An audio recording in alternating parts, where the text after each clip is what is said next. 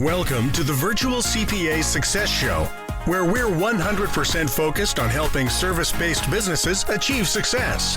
Are you a business owner interested in learning how to scale your business? Has your business reached over $1 million in annual revenue? Then this podcast is for you. Hello, and welcome to today's podcast. Today, I am super excited about our guest, Emily Morgan from Delegate Solutions.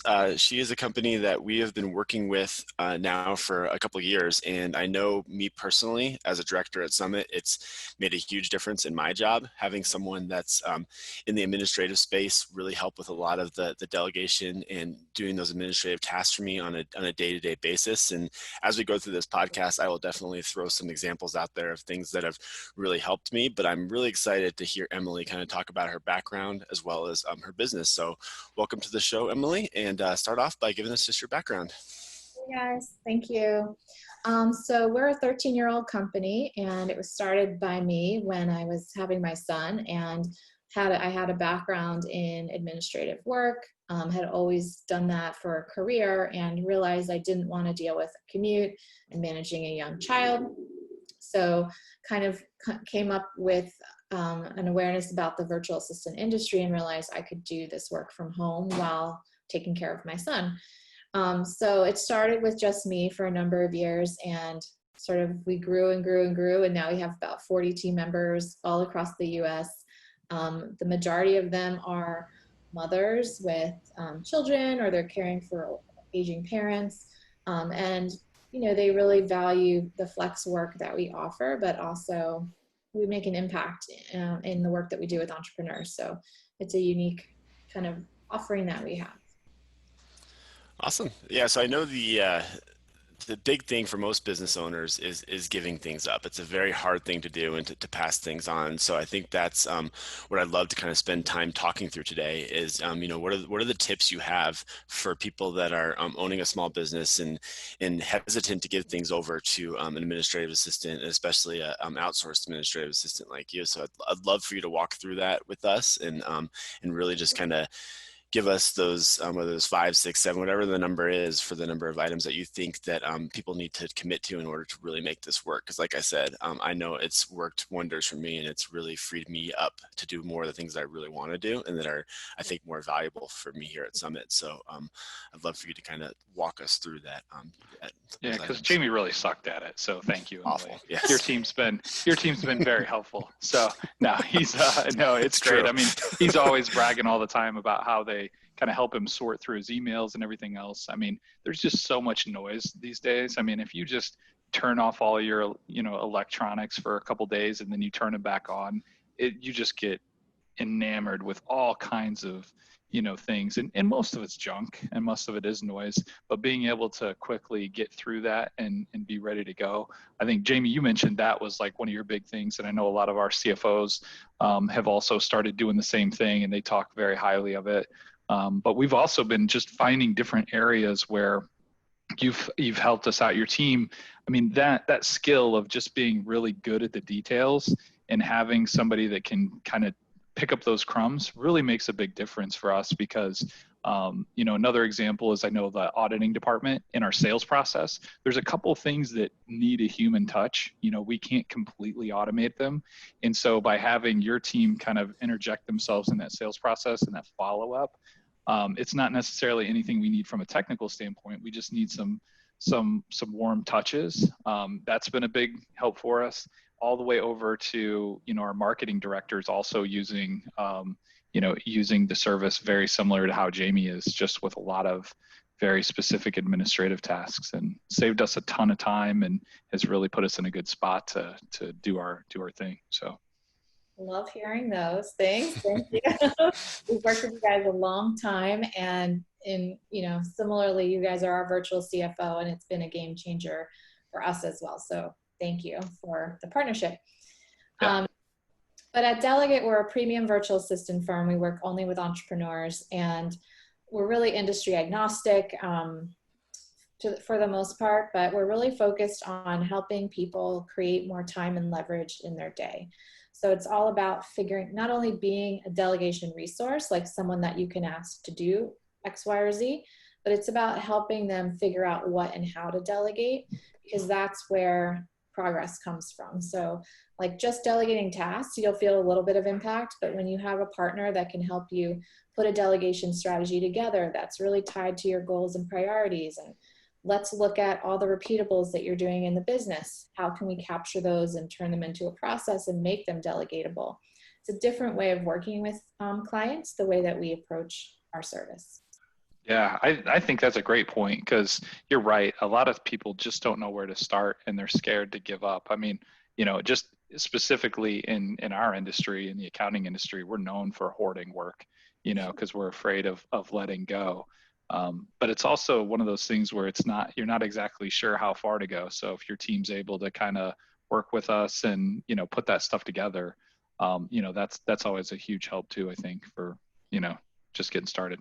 I think the biggest thing for me, and Adam already mentioned this, and I know he made it as a joke, but I feel like every job I ever had in my career, my review always came back as, hey, you're not very good at the administrative stuff. And that's just always who I was. Like expense reports, I always turned those in late. And like just things like that just drove me a little crazy. And my email, I'd fall behind on that. And so I think that whenever I have a to-do list, anything that's administrative in nature just falls to the bottom. It's just the way it is. It's stuff I don't enjoy doing, it's something I'm not good at. And so I think having that relief of, oh wait, I don't need to do that. I can just send that over to my delegate person and she'll do that for me. It's made it so much better. And I think that it's made me better at my job, because like I said, this has always been my weakness, is just doing the administrative stuff. So that's been very helpful for me.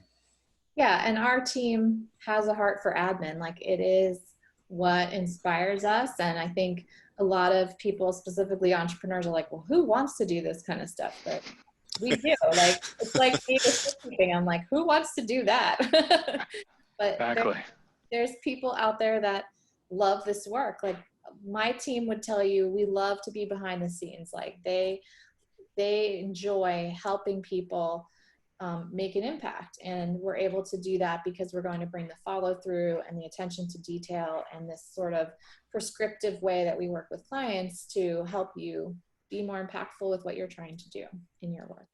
And it shows too. And I think the other part of that that's funny to me is I've really been pushing you guys on our CFOs. I was like, you guys have to use Delegate. You have to use Delegate. And I think oftentimes they feel bad. They're like, really? Why would I give my expense reports to someone else? Or, even, and we'll probably go down this road a little bit, like some of the personal stuff you do for me. Like, one of the things that my delegate person does is if like I need to make an oil change appointment, I just put it on a to-do list and she does it for me. And it's like, I can't tell you the looks I get from CFOs when I tell them I have you guys doing that for me. Like, really? Why in the world are they doing that? I'm like, well, that's what we pay them for.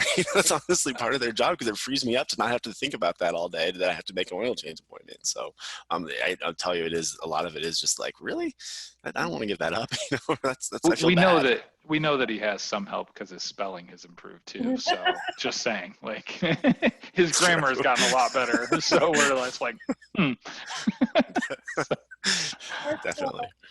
Supporting on the personal side is a huge part of what we do, because it's such a blend, especially now, like we're all working from home and there's just no more boundaries with work. So personal, like identifying personal tasks, it's a huge part of how we support clients. Yeah, that's amazing.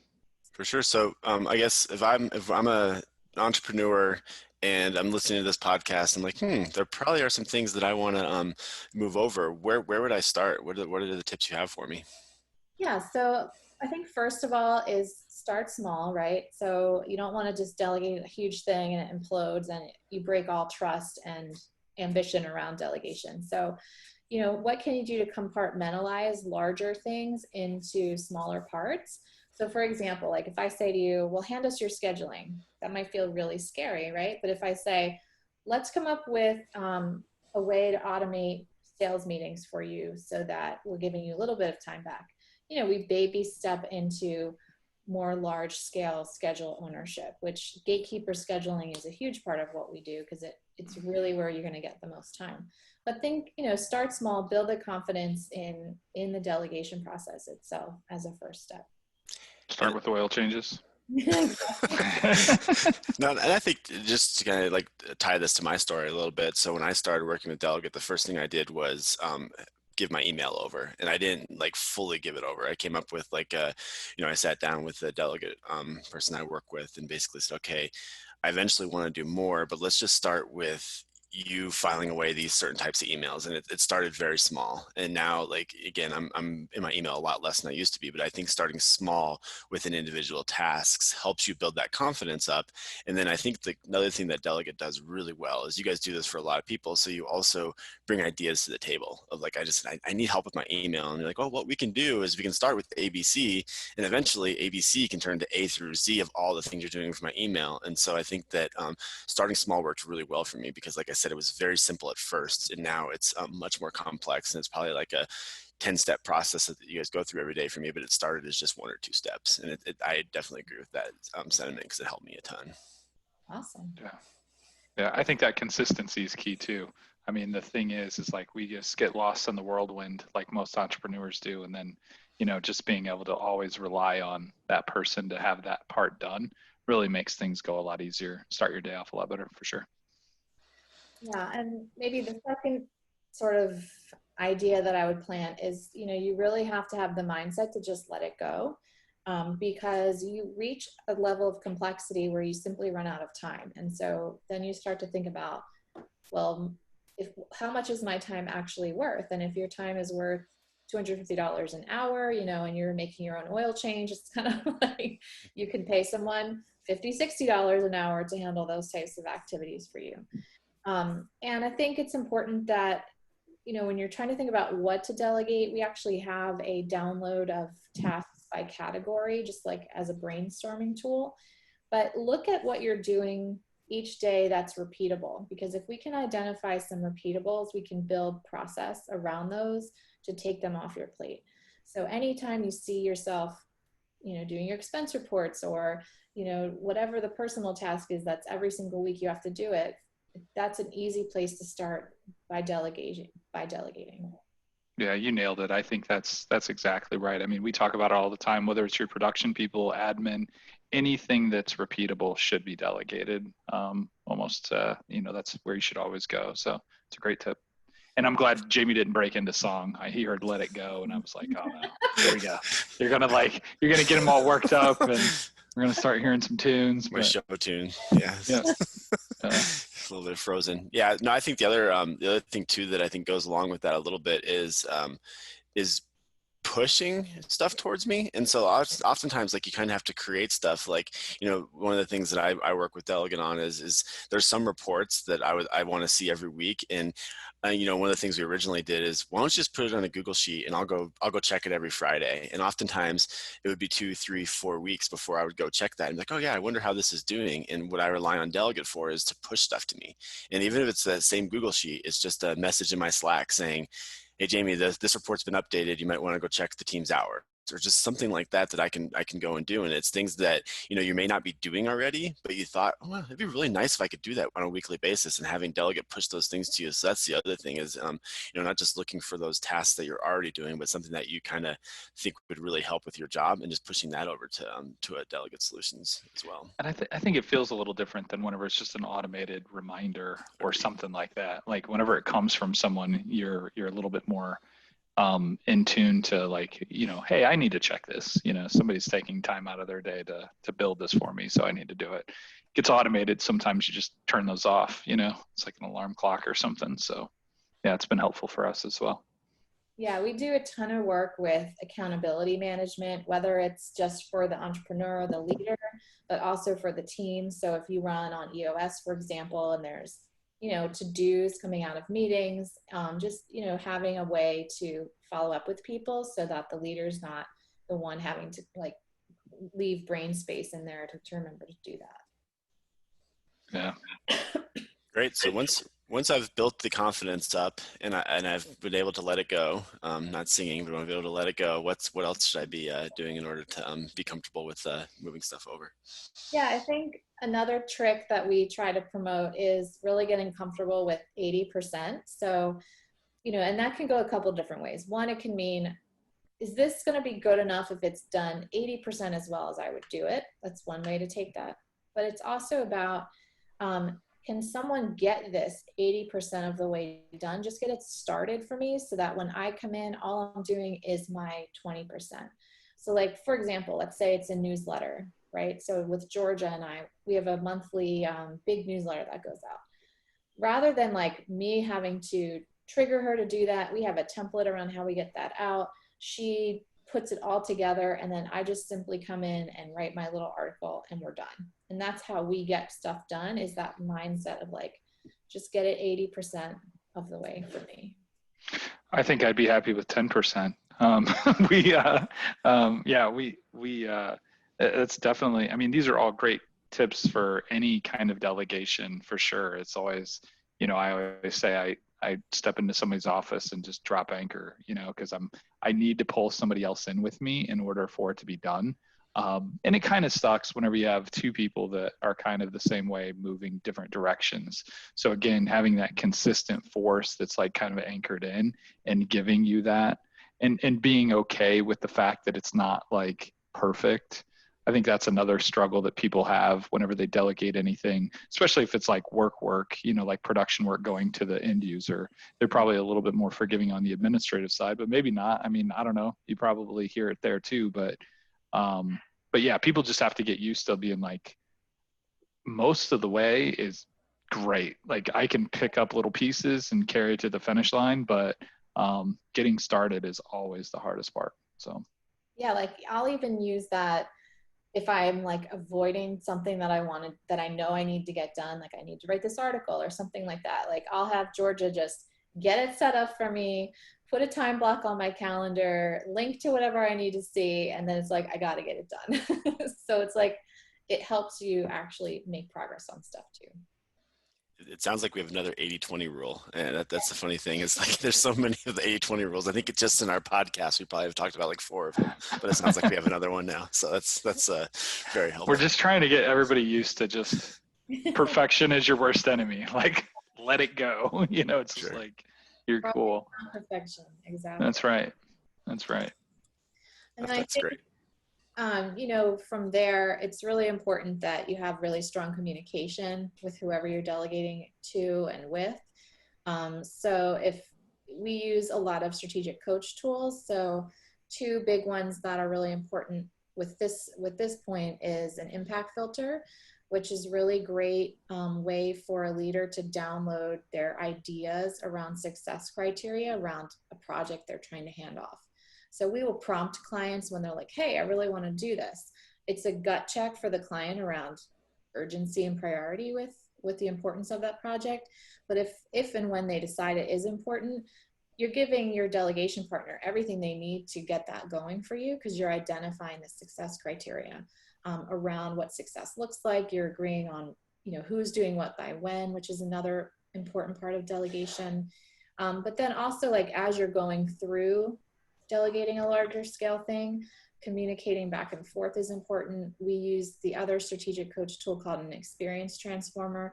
So when things are done, what worked, what didn't, what can we do better next time, is sort of built into how we approach these larger projects too. What about just like I know how it works for us, but what about whenever it's just kind of more day-to-day, week to week kind of stuff? What's a typical cadence look like in communication for most of your other clients? Yeah, our team, if we're working with you 1 to 2 hours a day, the team is checking in, moving things forward for you about 3 times a day. So you may hear from them across the day, like the service is designed. So it's not just like 10 to 11 we're working, but it's like 15 minutes, 30 minutes at the end of the day.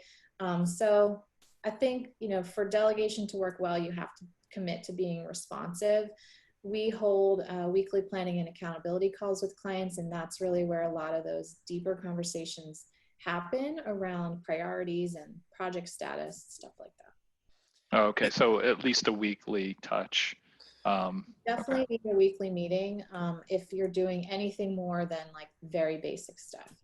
Because, And I find that the communication's two ways as well in that. And so how it works for me is I have a OneNote that I share with my delegate employee. And basically it's in there I have one section where I'm just taking notes of feedback, and they take notes for feedback on me as well. Like, oftentimes I'll think of something like, this is something else I can add to their do list for me, and I'll just be itemized in there. But oftentimes, like, I'm not giving enough information. Like, if I want an email to be sent, I'll be like, hey, can you send an email to this person for this calendar? And she'll have to respond back to me and be like, yeah, can you tell me what it's about? So I can at least like include that in the subject, and like, oh yeah, that makes sense. And so it's also feedback for me of how I can use them better as well. So I think that weekly meeting has been really effective for us to be like, this is some additional stuff I want you to do, but then also, like I said, getting me the feedback of, I could have done this a little quicker if you would have given me this ahead of time. And so it's kind of a two-way street for me, at least.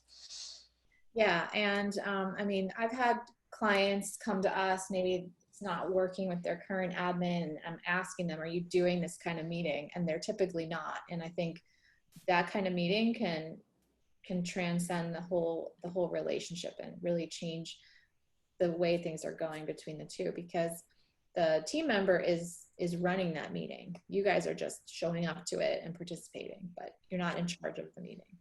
And yeah, we do the same with our clients and agree 100%.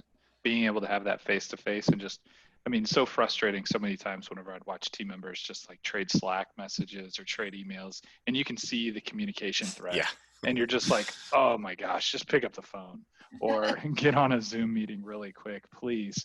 It'll just save so much stuff. So that weekly touch point makes a lot of sense. Do they typically, how does it work? Like, a typical engagement, if somebody just, has a thought that pops up in their head at 3:00 in the afternoon or noon, because I'm sure, you have kind of a set block of time. So is it within the week or is it within the days? How do you typically like to structure that stuff?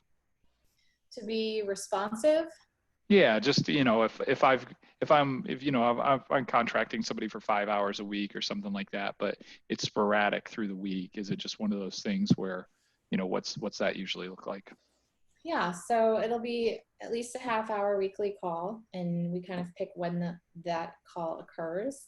But then otherwise, they're taking that hour a day and they're breaking it up across the whole day. So it's not about like a specific, our team, because of the nature of being so fractional, like we rarely will commit to like, we're going to work on you from 10 to 10:15 every Tuesday. Like, it's really hard to try and deliver on that. So we just say 3 times across the day. You may not hear from them, but they're sort of like reviewing the inbox or, sending meeting confirmations, stuff like that during the day. Yeah, that's great. Because now you got coverage all day, even though you're only paying for kind of a fraction of that time. That's what's really difficult when people think about outsourcing services, or, it's the responsiveness that they get concerned with. They're like, hey, I know I only really need the butt in the seat like 5 hours a week, but I almost have to pay for them for 40 because I don't, I don't know exactly when I'm going to need them. And sometimes it flexes. And by having a fractional service like yours, that's able to kind of break it apart down like that, because you're able to spread across, different clients, is a huge win, I think. Yeah, we did, going through COVID, we've rolled out a full-time offering now. So we have that as an option if clients need that. We've structured it within the way that we know we can deliver the service, but full-time capability. Oh yeah. With everybody going virtual, you've got to be getting super busy. Your services are only going to expand as everybody gets used to just being on Zoom all day and figuring out how to work, across lines.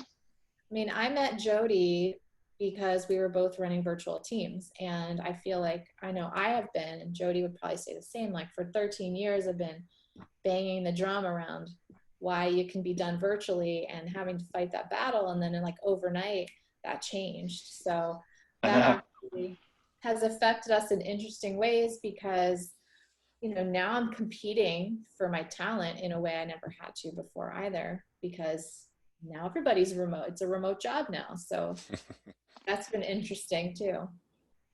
Yeah, no, I agree. It's one of those things where, like, on one hand, like you said, the customers now are like totally into it, and they can get on Zoom because they had to get on Zoom because their kids are on Zoom, whatever it is. But you're right. Now it's more of a competitive market. It's like, cool, but now more people are starting to wake up and do it. So I guess it's a good thing overall. So. And I think that obviously Delegate's been key for us in being virtual. So it's interesting you and Jody met that way. But I also think that it's been very helpful in the way we've done our virtual environment is to have just those tools at our fingertips. And so I think that's definitely been a key for us. So we're getting close to probably the last 5 minutes here or so. So Emily, any other things that people need to be thinking about that are going down this path? Yeah, this one, maybe everyone won't like it, but it's a fact and I need to say it. We really need to be committed to the boring stuff of our businesses, whether we're doing it or not. Like, it is the backbone of what makes our companies what they are. And our ability to execute it on it in an effective way is, the differentiator between our service and the next person's service. So I think it's important as leaders to accept that is a fact of doing business, that like a lot of what we do is kind of boring, but there's also people that love the boring stuff. And, you have to be the champion for making sure that that's being executed at a really high level, even if you're not the one doing it. Yeah, no, that's a great point. And like I already mentioned earlier, that was the stuff that I always struggle with, and it's now being done for me. And like I said, it's made a world of difference. I can't say it enough. It's definitely made me better at my job. So, Adam, any other thoughts from you as well on this? I just need some bookends here. I'm going to put you on the spot, Emily. I heard boring, admin, whatever. Give us some like the craziest request like your team has said that they've had to do, and it can't be change the oil. Some guy asked me to change his oil for, like call and get that scheduled. You got to have something without revealing too much, just so we know where the level of crazy can be, so that we can, that'll open up the door for me. It's like, okay, Flo, I'm not asking him to do that. I can definitely ask him to do this. This is not the first time I've been asked this question, and I think it's hilarious because the admins know everything, right? Like, we know all the secrets, for better or for worse. I can share when I was the virtual assistant, I had a client that was my old boss, and he was like a millionaire, and he went down here in New Jersey to his shore house, and I guess he needed some pants.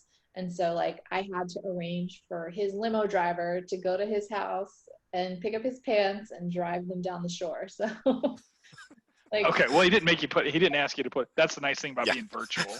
You don't have to do that. You just have to arrange for somebody else to do that. Awesome.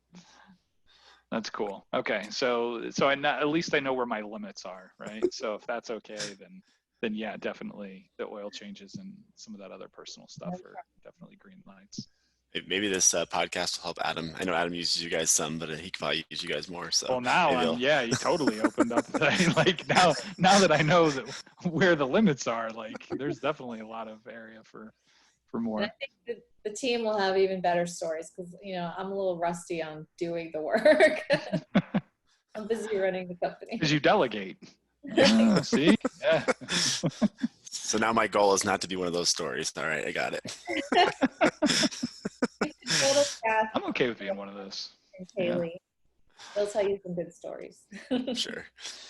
Awesome. So definitely appreciate it. And I definitely, for all of our listeners, we'll have a lot of information in the show notes. I think, again, especially for me, this has been the biggest game changer that I've done in the last 6 months. And so I would definitely recommend it. I've recommended it to my clients. I know a lot of my clients have been happy with it as well. So definitely check out Delegate Solutions. And thanks again for joining us, Emily. Thank you. Awesome. Great to see you guys. All right. Thanks. Enjoy this episode? Visit our website at summitcpa.net to get more tips and strategies for achieving modern CPA firm success. We're here to be a resource in this ever-changing industry.